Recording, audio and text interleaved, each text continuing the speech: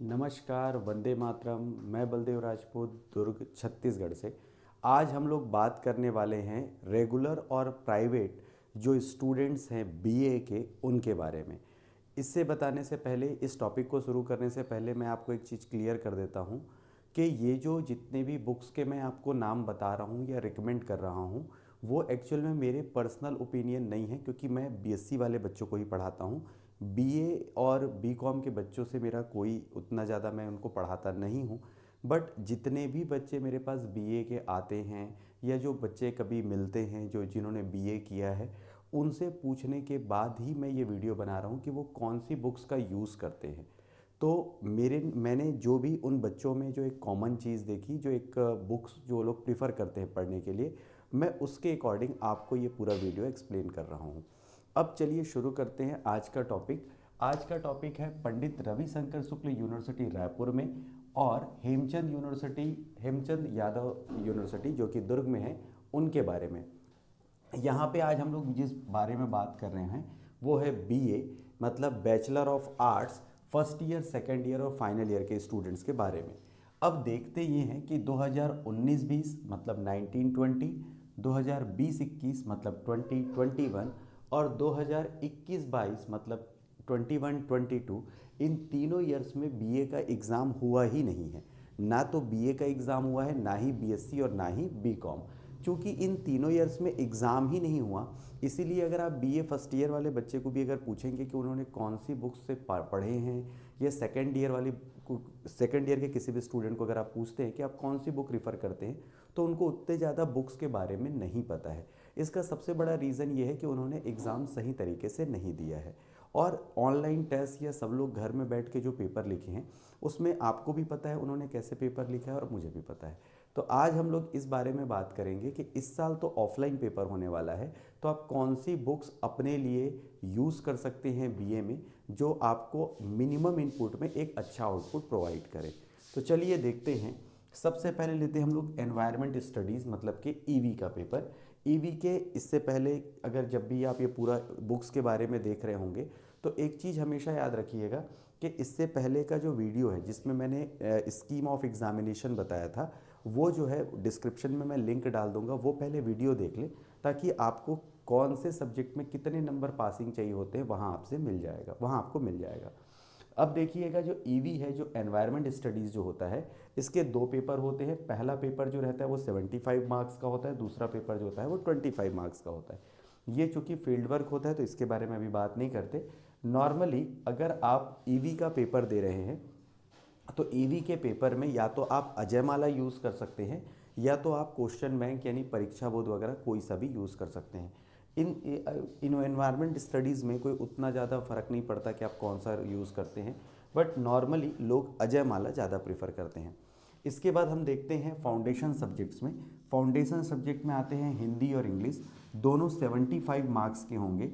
दोनों के लिए जो सबसे अच्छी बुक रहती है वो रहती है अजयमाला की, या अगर आप बहुत ज़्यादा डिटेल में पढ़ना चाहते हैं तो विद्या प्रकाशन की गाइड आती है, आप उसे ले सकते हैं। हिंदी में पास होने के लिए और इंग्लिश में पास होने के लिए इंडिविजुअल 26 मार्क्स की रिक्वायरमेंट होती है। इसके बाद आते हैं हम लिटरेचर में, मतलब साहित्य के सब्जेक्ट में। तो इसमें आता है हिंदी लिटरेचर, इंग्लिश लिटरेचर और संस्कृत लिटरेचर। माफ़ कीजिएगा। दो ये जो पेपर हैं इनके लिए भी मार्केट में आपको अजयमाला अवेलेबल हो जाएगा, या आप चाहें तो परीक्षा बोध ले सकते हैं। आप दोनों को पढ़ के देख लें, आपको समझ में आ जाएगा कि किसकी लैंग्वेज ज़्यादा अच्छी है। आप जिस बुक की लैंग्वेज के साथ कंफर्टेबल हों, आप वही बुक परचेस करें। बाकी आप लिटरेचर की जो कॉम्पिटिटिव एग्ज़ाम की जो बुक्स आती हैं अलग अलग राइटर्स की, वो भी आप चाहें तो प्रीफर कर सकते हैं। नॉर्मली ये जो पेपर हैं वो 75 मार्क्स के होते हैं, और इनको क्वालिफाई करने के लिए 150 में आपको 50 मार्क्स की जो है वो रिक्वायरमेंट होती है। अब अगर अपन आते हैं प्रैक्टिकल सब्जेक्ट्स की तरफ, तो प्रैक्टिकल दो सब्जेक्ट्स होते हैं। एक होता है आपका जियोग्राफी, दूसरा होता है आपका स्टैटिक्स। मतलब एक होता है आपका भूगोल और दूसरा सांख्यिकी। ये भी 75 मार्क्स के होते हैं, और आपको पासिंग मार्क्स जो है वो 50 चाहिए होता है, और प्रैक्टिकल मार्क्स का जो होता है वो 50 मार्क्स का होता है, और आपको पास होने के लिए 17 मार्क्स की रिक्वायरमेंट होती है। इसके लिए भी अगर आप चाहें तो इसके भी लिए भी आप अजयमाला जो है वो यूज़ कर सकते हैं। दूसरा, एनसीईआरटी में जो जियोग्राफी के जो टॉपिक्स हैं उनको ले सकते हैं, या कॉम्पिटिटिव एग्ज़ाम में बहुत सारी बुक्स आती हैं जियोग्राफी की जो बहुत अच्छे अच्छे राइटर्स की होती हैं, आप उनको भी प्रीफर कर सकते हैं। इवन यूनिफाइड की जो बुक्स आती हैं उनको भी आप ले सकते हैं। बट अगर आप पासिंग मार्क्स के लिए जाना चाहते हैं तो आप सिर्फ अजय माला पढ़ लीजिए या परीक्षा बोध पढ़ लीजिए। और अगर आप आने वाले टाइम पे उसमें कॉम्पिटिटिव एग्ज़ाम में जाने की इच्छा रखते हैं तो उस कंडीशन पे आपको अजय माला के अलावा कॉम्पिटिटिव एग्ज़ाम में जो बुक्स अच्छी रहती हैं जैसे कि एनसीईआरटी की बुक्स हो गई, उनको आप as a reference book use कर सकते हैं। अब इसके बाद आते हैं इकोनॉमिक्स, इंडियन पॉलिटी और आपका हिस्ट्री और बहुत सारे सब्जेक्ट्स हैं। इसके बारे में मैं पिछले वीडियो में बता चुका हूँ, आप चाहें तो बाद में जाके नीचे डिस्क्रिप्शन में उसका लिंक दिया है, आप देख सकते हैं। तो इन सब के लिए भी सेम मेथड है। अगर आपको पास होना है तो आप अजय माला या क्यूबी या जो आपका परीक्षा बोध है वो यूज़ करें। और अगर आपको बहुत अच्छे मार्क्स चाहिए या आने वाले टाइम पे आप जो है इसको रेगुलर करना चाहते हैं, या जो रेगुलर स्टूडेंट्स हैं वो कॉम्पिटिटिव एग्ज़ाम की तैयारी करना चाहते हैं, तो बहुत अच्छे अच्छे राइटर्स की बुक आपको कॉम्पिटिटिव एग्ज़ाम की जहाँ पे बुक्स मिलती हैं वहाँ पर आपको आसानी से अवेलेबल हो जाएगा। अब अगर मैं आपकी जगह पे रहूँ और अगर मेरे को सिर्फ क्वालिफाई करना हो एग्ज़ाम, तो मैं क्या करूँगा कि भाई मेरे को ईवी तो लेना ही पड़ेगा क्योंकि ये मजबूरी है।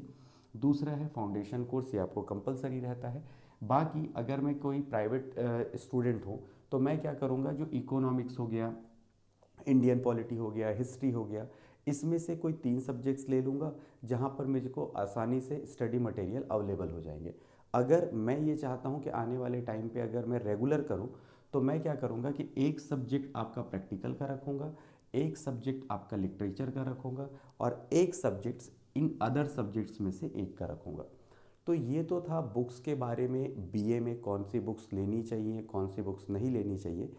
तो ये मेरा एक पर्सनल ओपिनियन था। आप अगर चाहें तो और बुक्स को पढ़ के आप इसका कंक्लूज़न निकाल सकते हैं कि आपके लिए कौन सी बुक ज़्यादा अच्छी है। उम्मीद है आपको ये वीडियो पसंद आया होगा। तो मिलते हैं अगले वीडियो में, तब तक के लिए जय हिंद, वंदे मातरम।